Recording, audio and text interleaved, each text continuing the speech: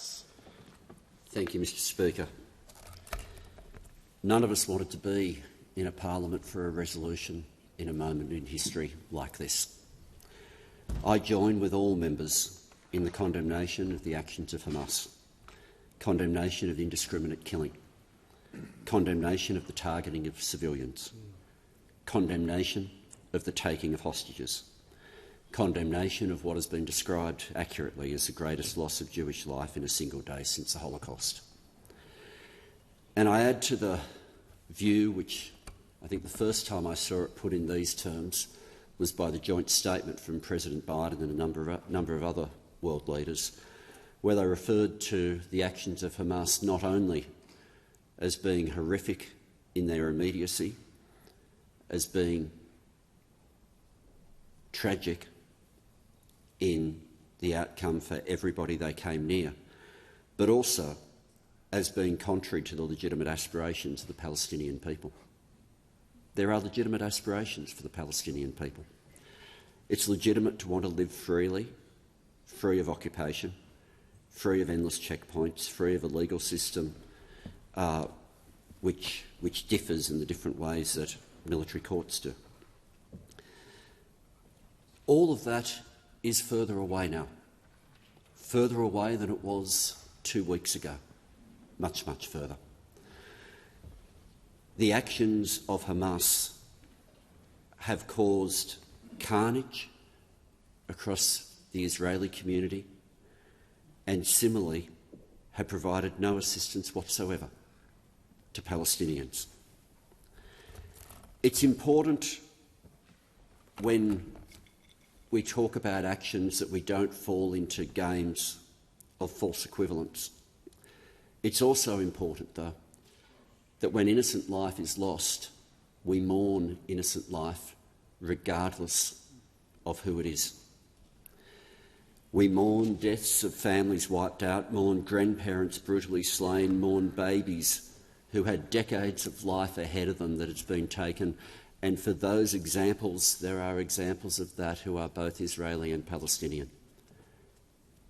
And we need to mourn all of them.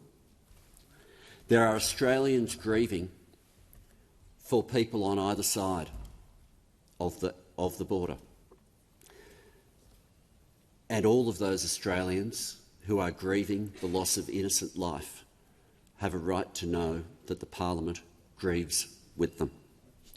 Grieves for the deaths that are known, the deaths where people are still waiting for confirmation, and inevitably the deaths where confirmation will never come, where a life that was known is just never reported back again.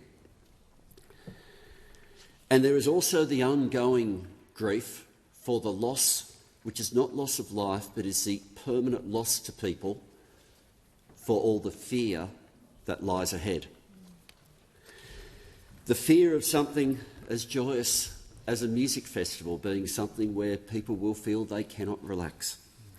The fear of something as routine as attendance at a pizza shop. The fear of being confronted at a checkpoint.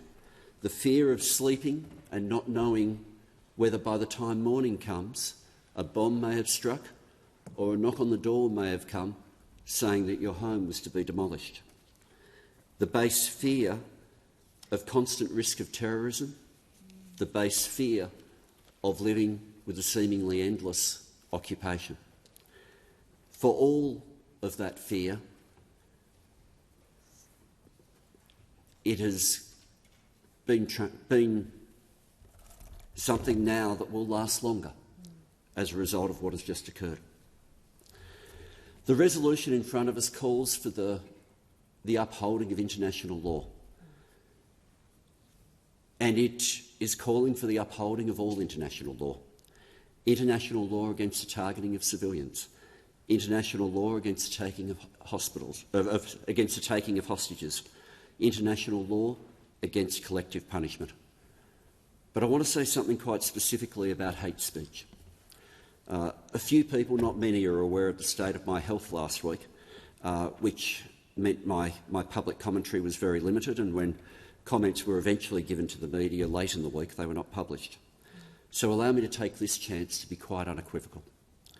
Statements of hate speech, some of which were given in my part of Sydney, some of which were given elsewhere, are all unacceptable and are all to be condemned.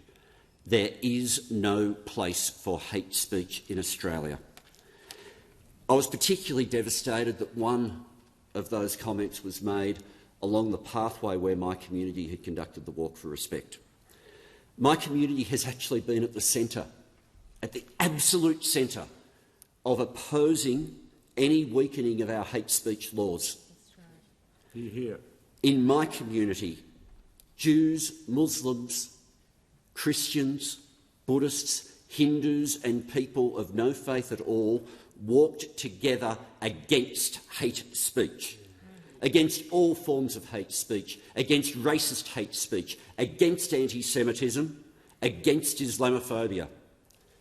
And anyone who in the years gone past has argued that we should be weakening our laws against hate speech was wrong then, and anyone now who engages in hate speech thinking it's only words is wrong now.